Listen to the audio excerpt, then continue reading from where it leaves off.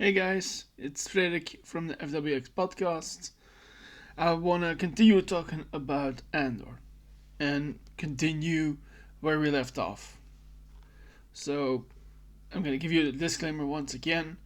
I will be flubbing some words on occasion. I will have weird pauses and I will maybe swear too. Sometimes it happens, sometimes it doesn't. So, let's get into it. And we left off at episode 6, and we're starting off with episode 7 right now, called The Messenger. So, just like I said before, they uploaded these episodes per free, and there's between every 3 episodes there is a time jump, and we have that once again here with The Messenger. So, we're a year further now in the timeline. And in this period, the rebels have gone ahead and made Yavin 4 their official base. And they've started to coordinate military operations there. And Cassian and Biggs have their own hideout on the base.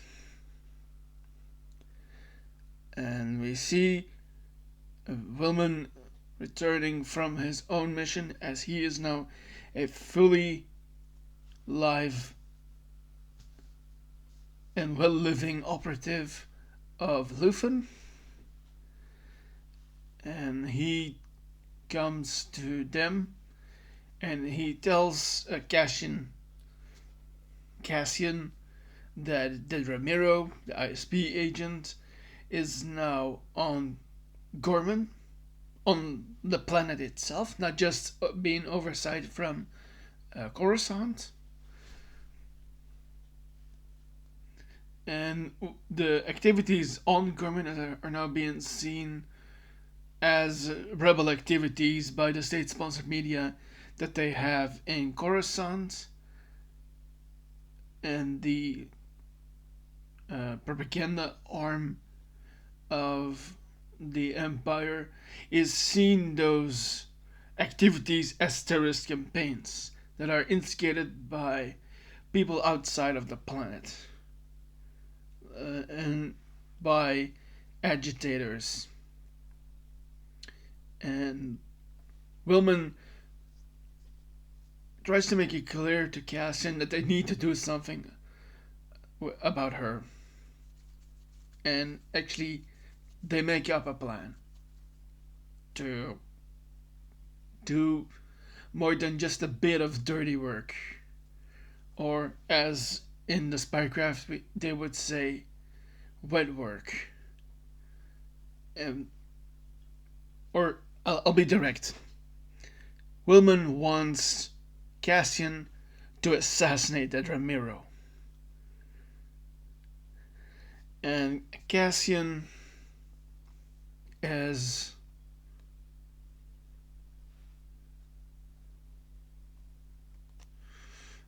concerned about this mission because this is just their idea. It's not an idea from Luthen. But ultimately he does agree and he goes with Wilman to Gorman. And also interesting is that Cassian has returned recently and he has a wound on his shoulder. And he's having a tough time because of it. And as they're moving around, as Biggs and Cassian are walking around, there is a woman on the base who likes to help people out with their wounds and help them when it comes to the medical resources. And she also has like a connection to the Force. For those Star Wars rookies, the Force is this huge kind of invisible field that shows itself in abilities for people that are Force sensitive, and So this force healer is, for a moment, tasked with checking what exactly Cassian is having a tough time with on his shoulder. And as Cassian is walking away, because he's very apprehensive about all of that, this healer tells to Biggs that there is something more about him. There's something, you might say, special about him. And,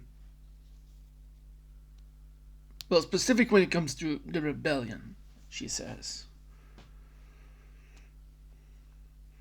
And then we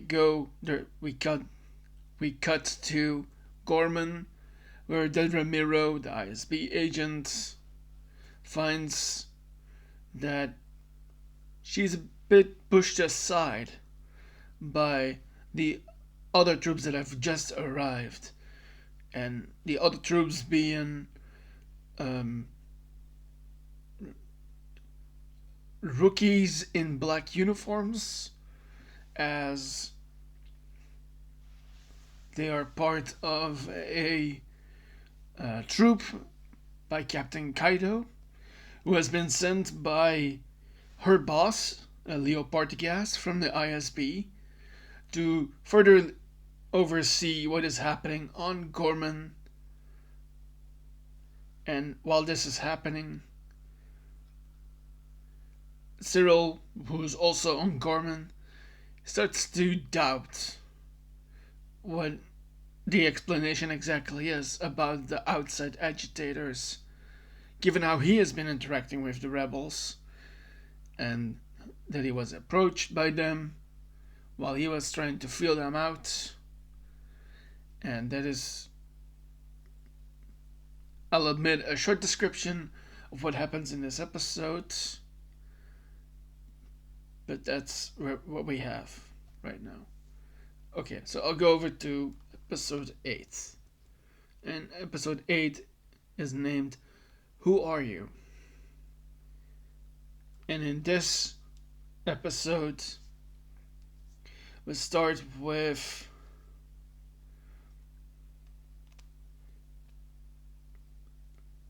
by the way, before I say what happens, I have to say that this was an amazing bit of filming, and, well, I'm gonna cover now what happens, but I want you to know that this episode is one of the most amazing episodes I have ever seen of any TV series ever. So, okay, here we go. So, directly after what has happened on Gorman now, this Captain Kaido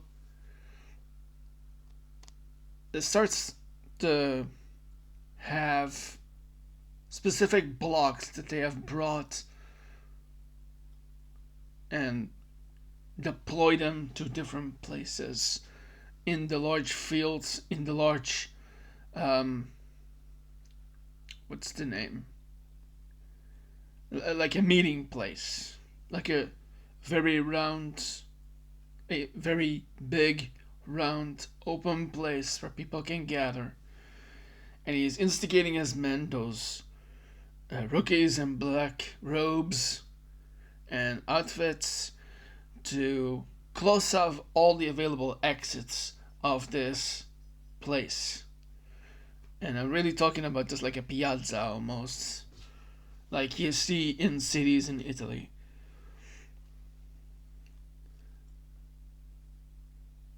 And after he does that, he has those same people, those rookies he has, and he sends them into the middle of this place. And as this is happening, a lot of the Gormans, the people of the planet of Gorman, come and they start to agitate slowly and they come to protest. They come to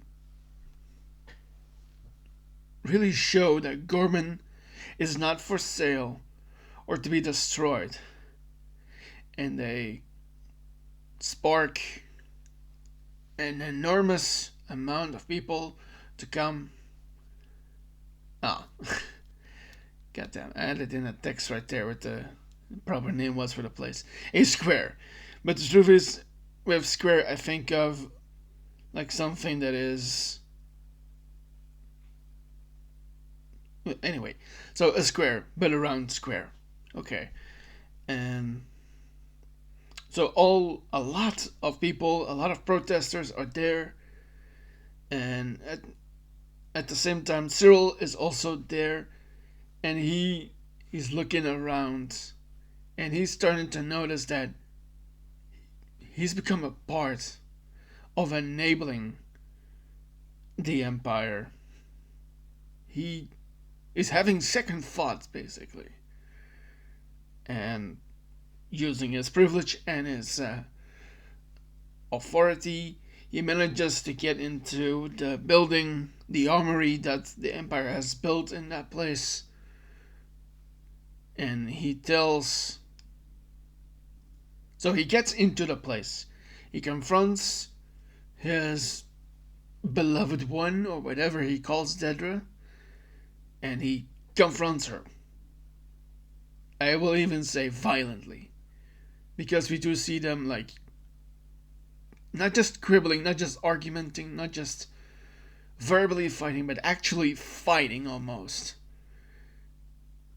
And he forces her to tell him what exactly the intentions are here. And she does tell him that we are mining this place for a specific kind of gem. The calcite that I've talked about before in other videos. And so she tells him everything that she can. She tells him everything that she knows that she can tell to him. And when that's done, he storms out of there. And he goes around and look around. Just a second, I need to do something.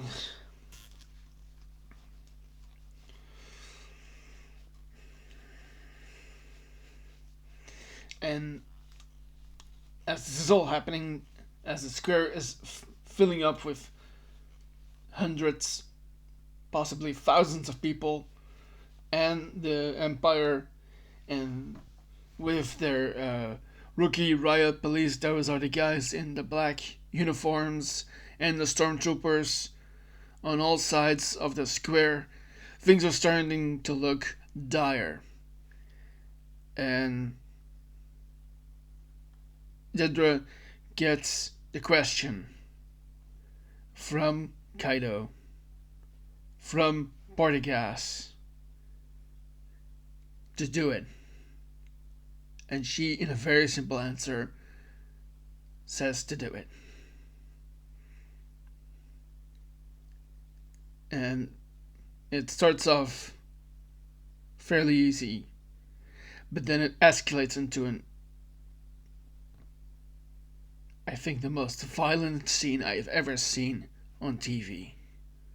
I'm talking the big battles on Game of Thrones kind of violence. And the rookie riot police starts to pick off one Gorman at a time. And then it absolutely just, like I just said, escalates beyond anything that you have ever seen. And so people are starting to flee, the protesters. And I need to add another thing. Before all of that just happened, one of the people from the Gorman front, the same guy, by the way, that tried to block the heist in the previous episode. No, sorry, not the previous episode. In the 6th episode, there was this guy, one specific guy, that needed to go somewhere, and he needed to cross where the heist was happening. And this same guy starts in episode 8, in Who Are You?, to sing a song that feels way more disturbing, but really a song of love and patriotism and community and brotherhood. And he gets everyone to sing with him. That's right before everything happens. And then everything does happen. You have a full-on shootout between the protesters, the Government Front rebels, and the Imperial forces. And everyone tries to either flee or to fire back. And as you're seeing this, you have people going around. You have Cassian that is trying to take out Dedra through the sniper rifle that he has assembled in his hotel room, but has broken down now, so he can take off any stormtrooper or ISB agent that he can, while still also trying to assassinate Dedra. You have Cyril walking around, just absolutely out of his mind, looking around, just perplexed by what is happening. And in all that commotion, after so much time, Cyril finds Cassian, sees him, as he's trying to kill his, at this point I guess, ex-girlfriend. And they fight. They get into the cafe that they both have, that Cassian has been in before, meeting with the Government Front people before.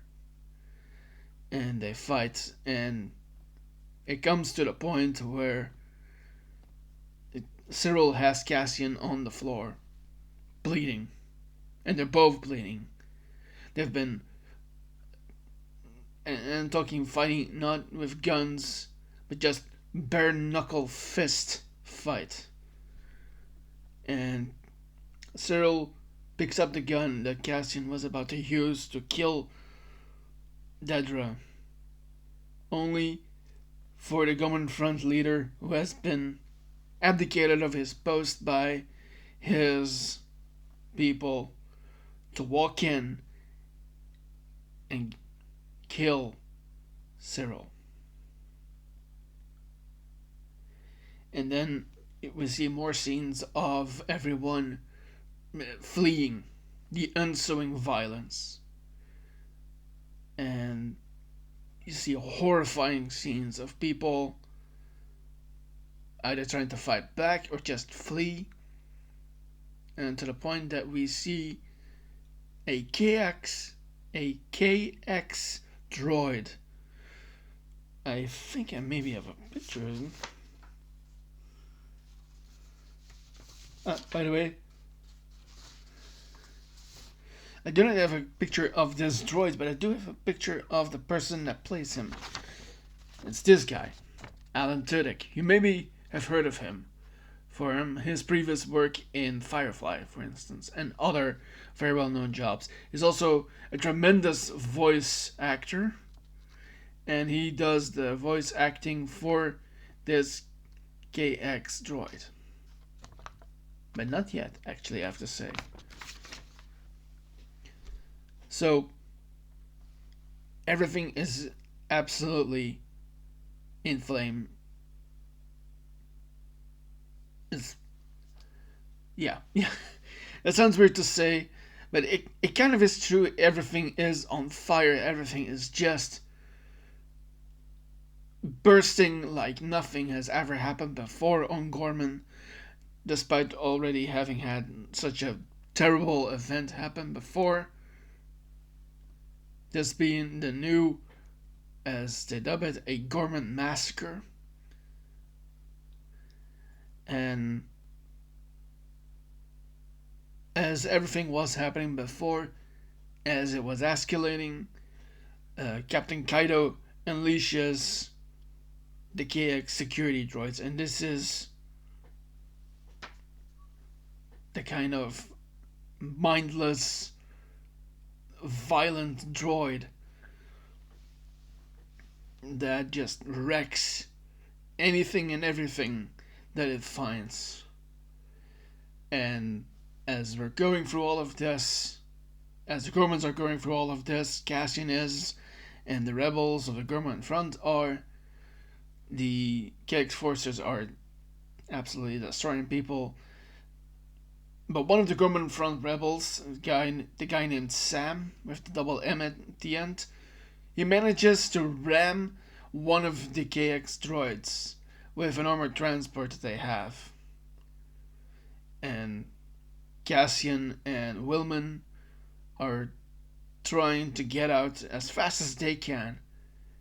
And Wilman, who, I haven't said this before, he's a bit of a ladies' man himself. And he has, I guess, a girlfriend. In this, she's one of the Gorman front rebels. And Wilman decides to go after her to find out that she's okay and everything. And Cassian says to Sam, help me load this thing up, this droid, and give it to me, basically, is what he says. Drina is Wilman's latest Gorman girlfriend. And because she is in the bunker of the Gorman front, the hideout, and she is doing her best at broadcasting what is happening on Gorman to the rest of the galaxy, to the planets, as far wide as she can. Because people need to know the truth. And so Cassian leaves with this droid, and Wilman stays. And as this all is happening, we see Cyril's mother following the Imperial news and seeing the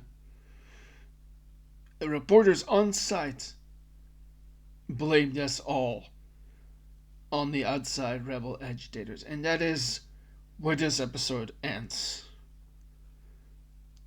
And once again, I have to say, this was one of the most visually stunning, but absolutely heartbreaking episodes I've ever seen on television.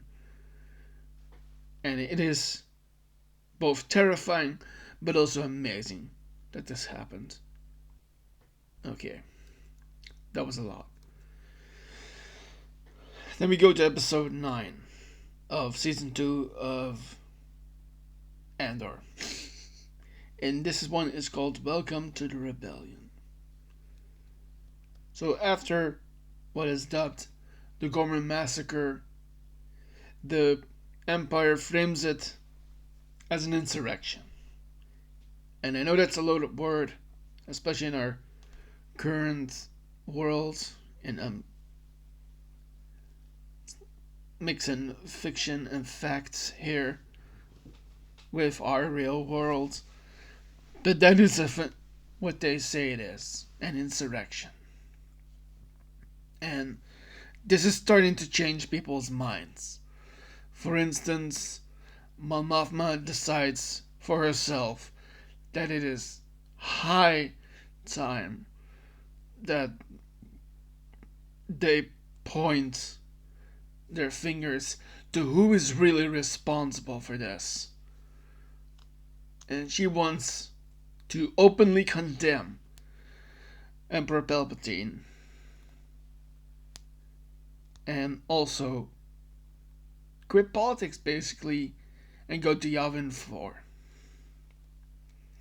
And she has a colleague that we know from the movies too, Senator Bail Organa. No, I don't have a picture of him right now, but you know who he is. Although I have to say that for this season, and apparently because of schedule conflicts, somebody else plays Bill Gargano here.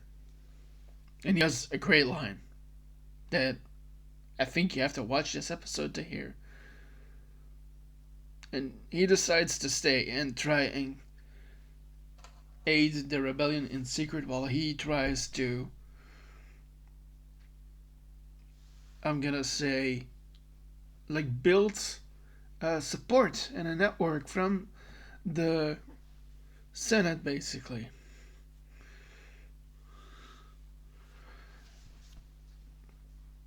We cut back to Luthen Rael, the man that the Empire has, that especially Dedra Miro has dubbed Axis, and he has learned from his contact in the ISB from Lonnie Young that Bail Organa's security team that is issued is compromised now.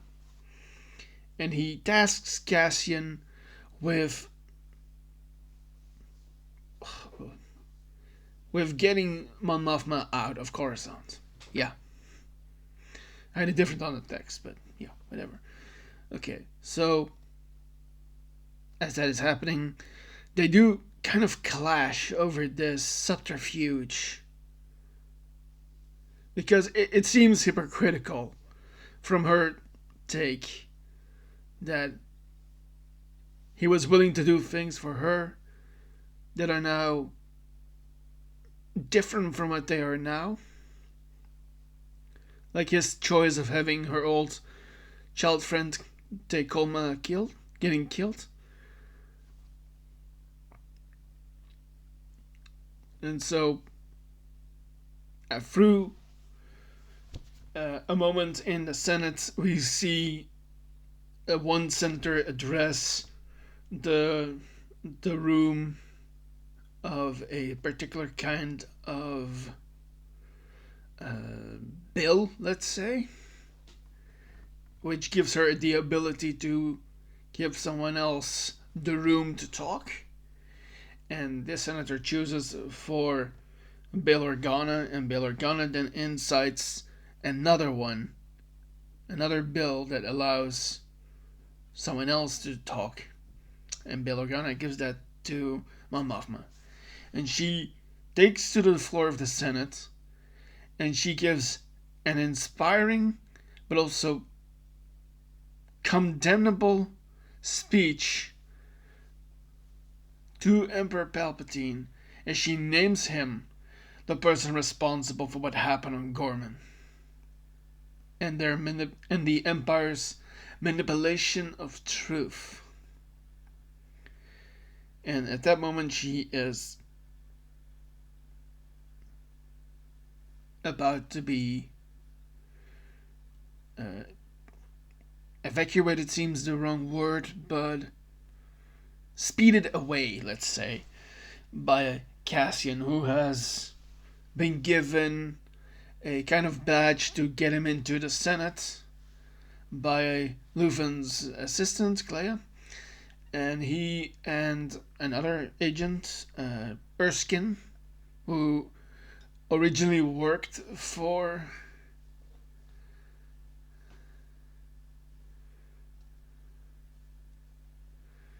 Wait, I'm gonna rephrase a bit for a moment. So, after her powerful speech to condemn Emperor Palpatine and the Empire, Mon Mothma is needed to get out of the Senate.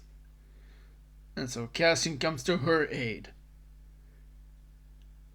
And as they're leaving, he gets to know Mon Mothma's assistant, a guy named Erskine, who also happens to be an agent of Luthen, who he met at the wedding of Mon Mothma's daughter. And they get her out, but as they are, Castian is confronted by the compromised team that was supposed to help Bail Organa, and Cassian kills the spy, the ISB spy.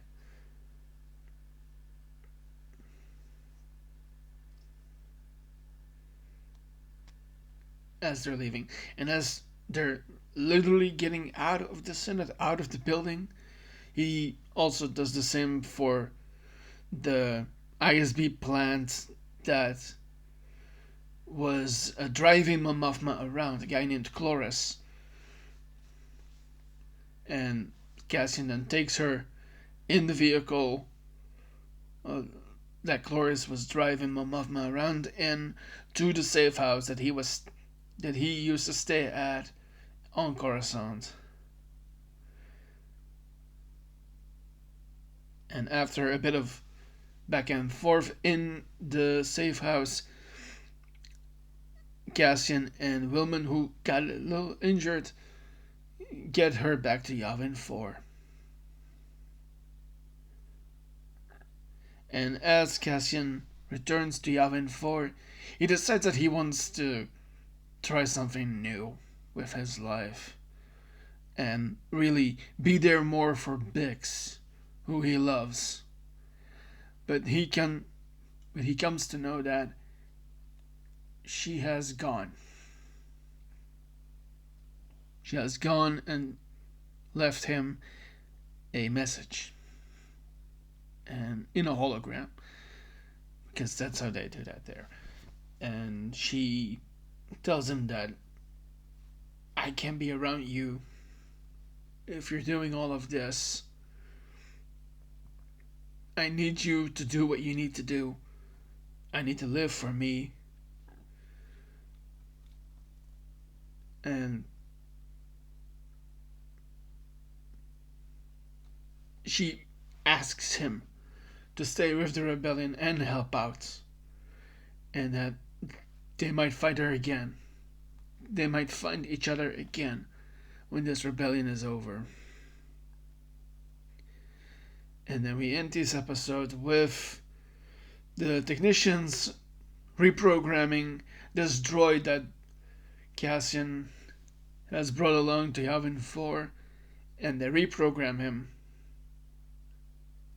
into a personality suitable for them to use and serve the Empire, and they call it by its original name K2SO, which I said originally is played by this guy, Alan Tudyk. And that's where the episode ends. Okay, let's go to the last block of episodes of Andor. And I'm gonna take a sip first.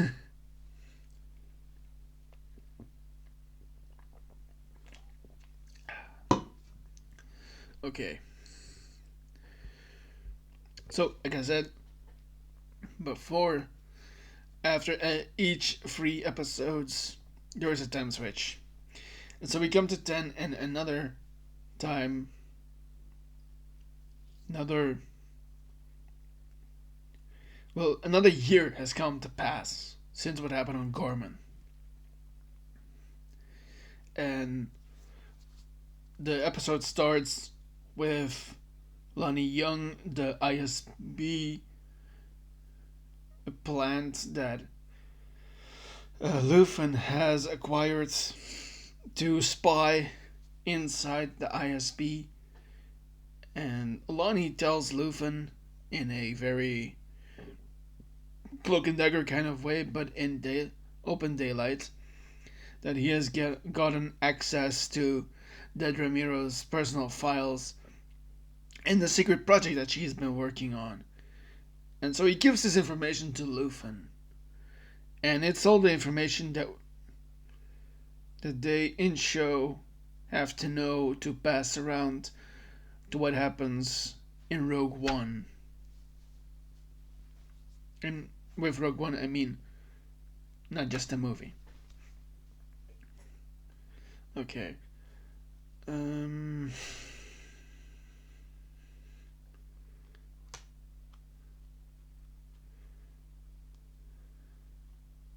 and so all of this information, uh, Lonnie relays it to Luthen. I'm gonna take my jacket off because it got kind of warm in here for a moment.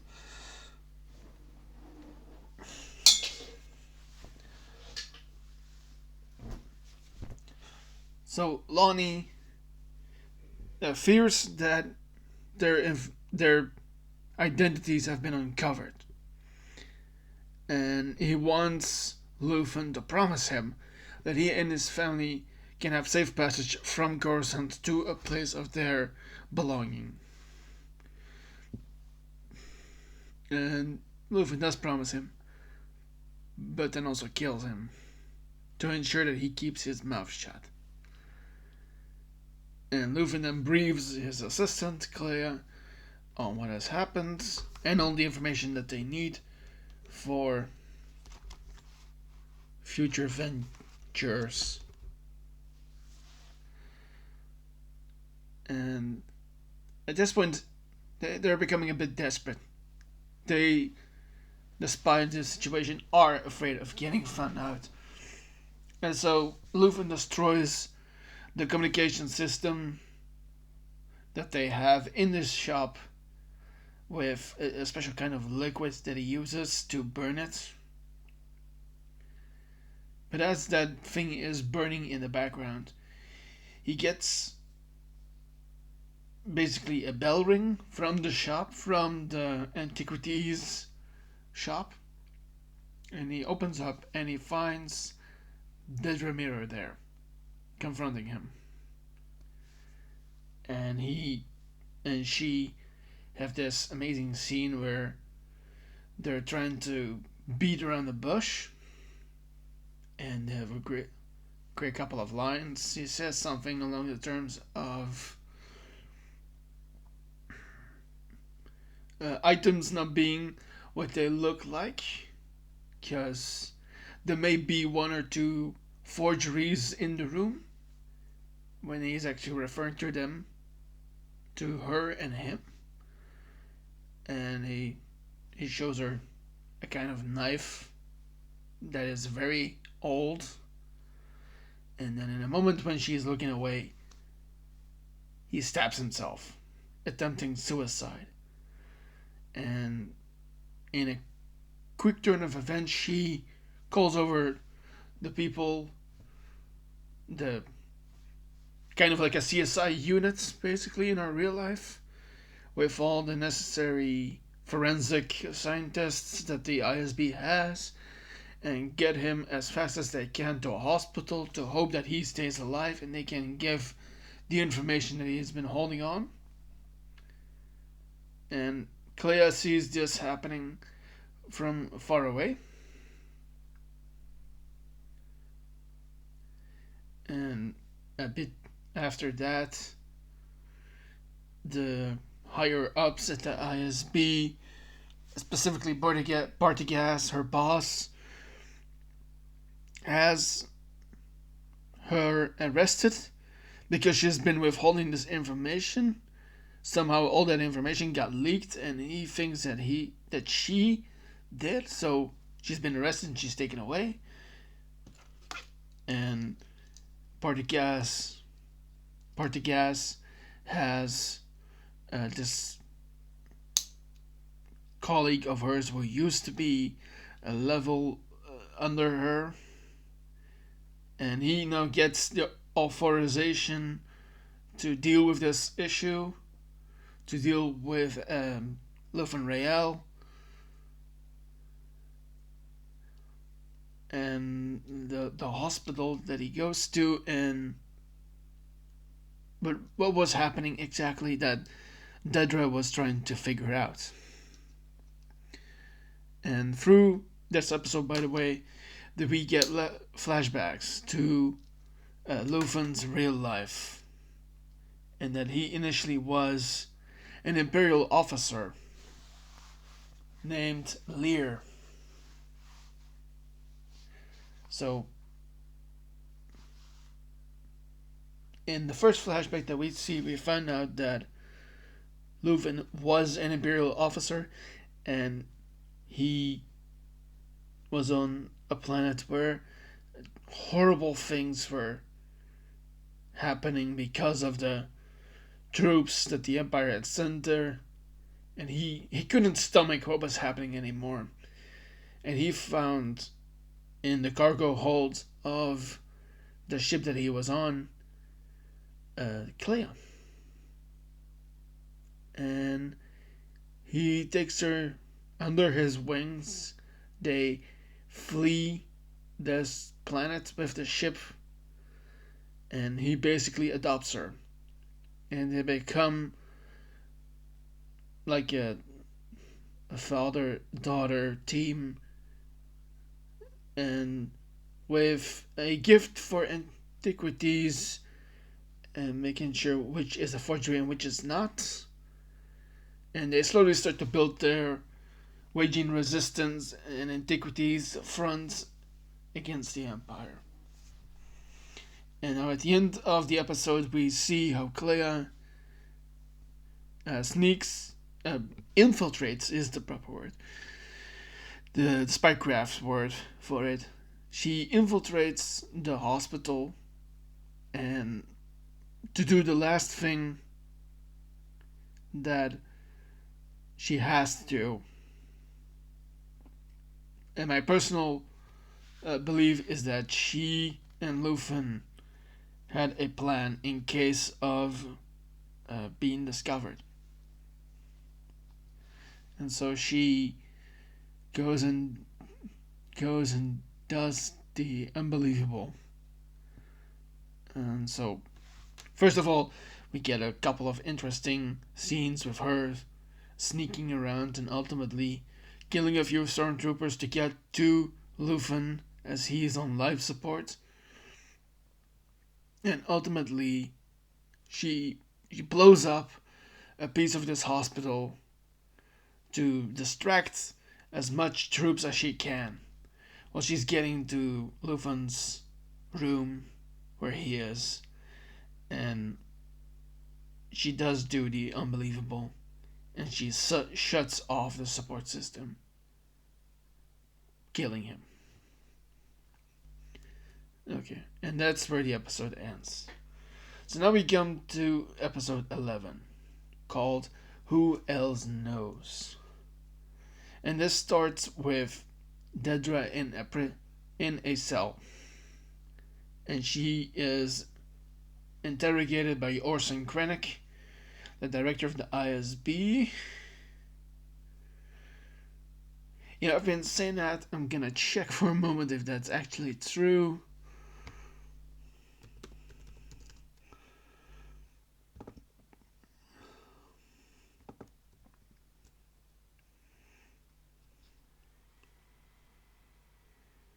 Oh yeah. So in some way it is true. But he's especially... So Krennic is not just an ISB director or an Imperial Intelligence director. He is the director of the Advanced Weapons Research for the Imperial Military Department. Okay. So he has possibly the highest kind of clearance in Imperial military intelligence. So he interrogates Dedra with as much info, to get as much info as he can. And he does this in a grueling way. He almost makes Dr. Gorst think. He also, I'm gonna rephrase, he does this, he interrogates Dedra in such a way that it might make your skin crawl. Or make Dr. Gorst, who used to torture Dix, run for his money. And it gets her to admit that she has been doing wrong things. And then the further investigation had been already given to one of the other colleagues at the ISB, a guy called Hirt, but now he gets the full clearance to really do it. And he identifies who does it through the CTV, through the camera system. They will not call it CTV, obviously. And there's a moment where the boss, Partagas, says that this woman is a public health concern, so that as much investigators and troopers and anybody capable of security in Coruscant is looking for her and to get rid of her, to terminate her. But Clea makes it back to the safe house, and she, in the show, in the episode, tears down a couple of things and gets like a makeshift communication system, and she contacts Wilman through this, and Wilman gets Cassian and K2SO, the droid that I've talked about before, and also their friend Melshi, who's been training troops on Yavin 4, to go and retrieve Luthen. And I also have to add here that, so at this point, the Rebel Alliance is really starting to get its footing when it comes to recruitment and people, but also leadership. There's already a inner circle, basically. And this inner circle is not so happy with this idea of going to retrieve Luthen, who they think is still alive or not. And so they are fed up with the fact that Cassian, Melshi, and K2SO and Wilman are going to rescue Clea.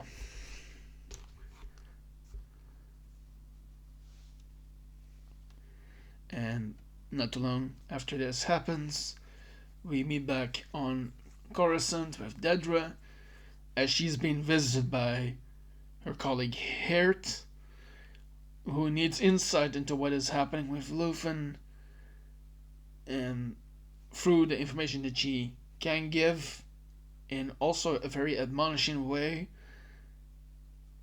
he tracks Clea back to the safe house, and he sends a team of extinguished troopers. But really, the way these guys are shown is like how you would see a SWAT team in our real world. Like 5 to 10 specialists in different kind of fields, and you have the company guy, the commander, being like a big bulky guy with a really big mustache, and he leads his troops to the safe house, and Hirt is coming along as he's armed as well, and they are right behind Cassian and Melshi and K2SO to retrieve Clea from the safe house. Oh, I have to mention though, Wilman does not go because he got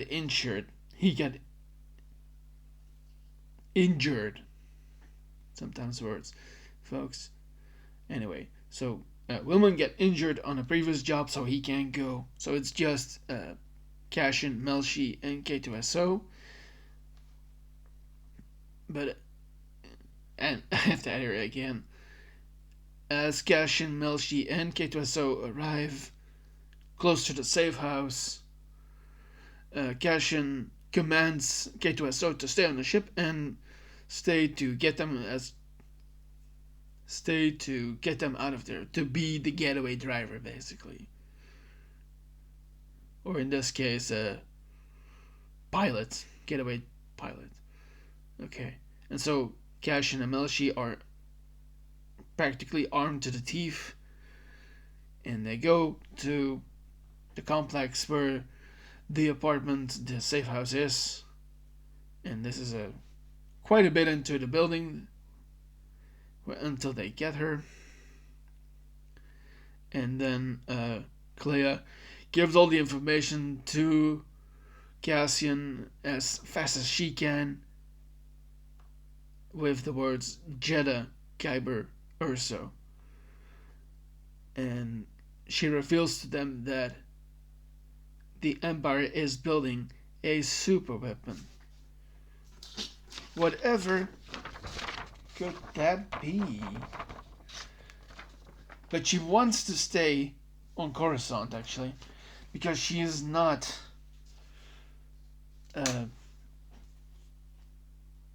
she's not that familiar with all the people on Yavin 4 because they see them differently. And we close this episode off on the cliffhanger of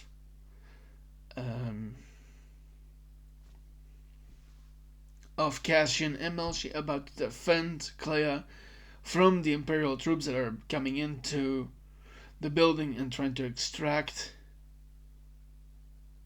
info from them. And at that point, K2SO also decides that I'm not going to stay in this ship. I'm going to go and help. And that is where we end, on a cliffhanger for what is about to happen. And that leads us to the last episode of Andor Season 2 with the same letters I just told you: Jeddah, Kyber, Urso. So, as it starts, I'm gonna rephrase. As Cassian and Melshi are trying their best to hold the forces back, K2SO is behind the Imperials, and he kills basically everyone.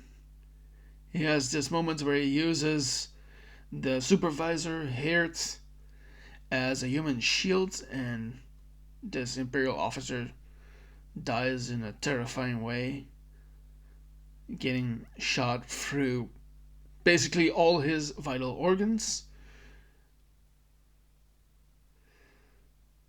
And right before this happens, the front part of this team, the guy with the mustache, the bulky guy, he breaks right into the apartment, into the safe house, and he deploys a stun grenade.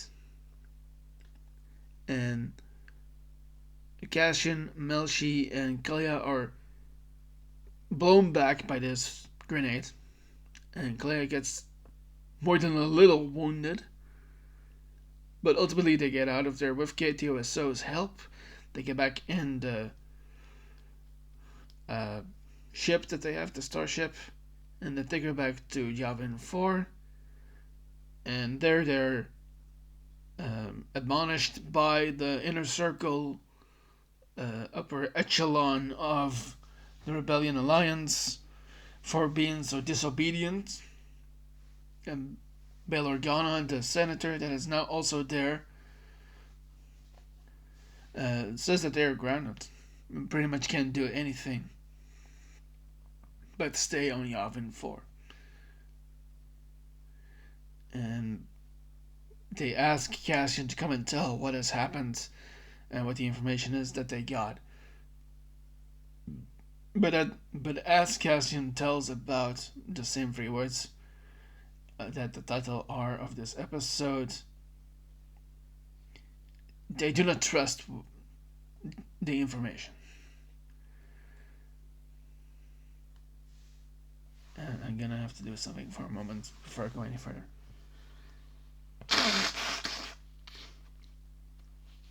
Alright. Okay, let's continue. So, Mon is trusting of Cassian, having helped her escape the Senate before. And so she, he asks her if he can visit Clea in the medical bay, and he gets to. She allows him. And Senator Mon Mothma at this point has become. She's no longer a politician, basically. She really is like a leader. She is seen with her cousin Vel, who's also in this episode, by the way. And so Mon Mothma asks her cousin Vel to go talk with Cassian. And because they have done a mission before, they were on Aldhani to do that heist before. And they talk about Luthen, and they also toast the people that they have lost by drinking, I'm guessing, an alcoholic drink of some kind. And then we meet back with the Imperials on Coruscant, and it becomes clear that the ISB has fucked up so much that Partagas realizes that there is no other way for me to make this better, to make it any smoother than it might seem.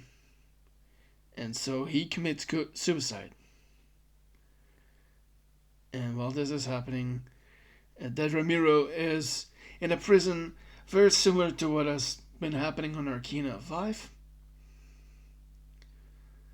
And at this point we cut back to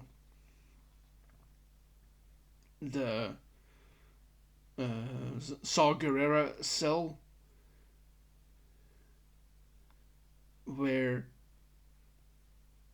Saw Gerrera, being portrayed by Forest Witaker, right here, and in the episodes in the past, that this rebel informant really wants to talk to Cassian.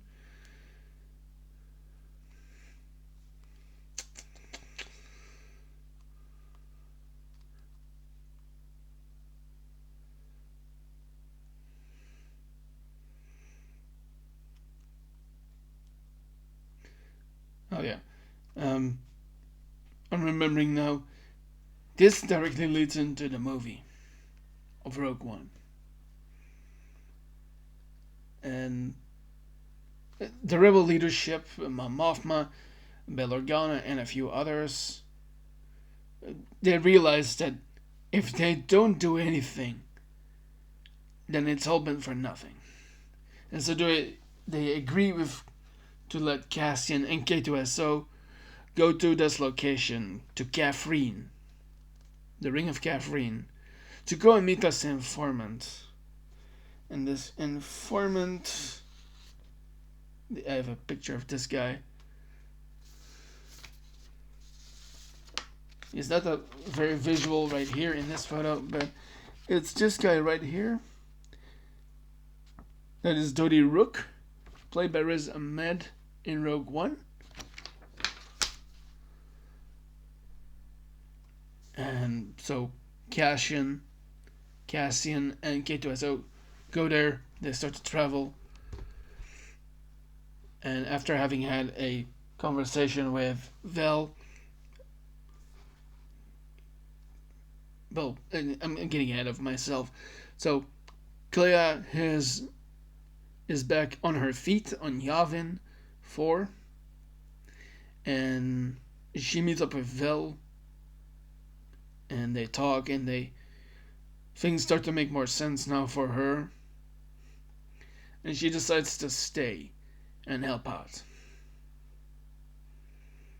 And then we get to the final scene of this amazing show, where we meet B2 Emo B2EMO on Mineral while he's playing with another droid, and we slowly see things come to a halt by Bix walking through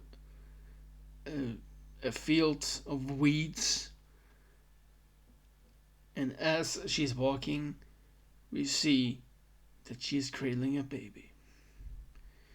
And so that is where this amazing show ends.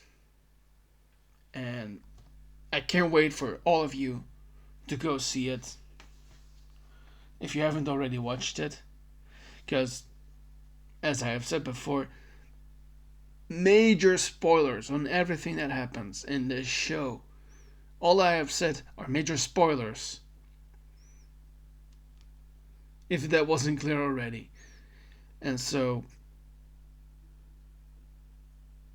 going into the movie, which I will do a video for, Rogue One, we now know that Cassian still has family. He has Bix and the child he has fathered,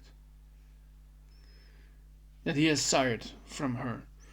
I know that sounds a little bit medieval, but that is how you say it.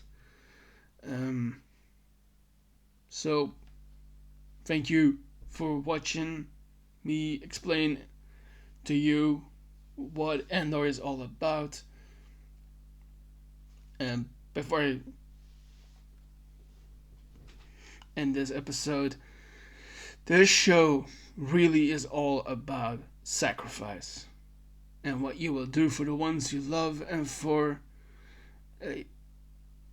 believing in a cause that is bigger than you. And that is where I will leave you for now. So thanks for listening and watching. I hope to see you in the next video where I will explain about Rogue One. So thanks. Don't forget to like and subscribe. You can also comment. And please share this with friends and others. And thank you. See you in the next video.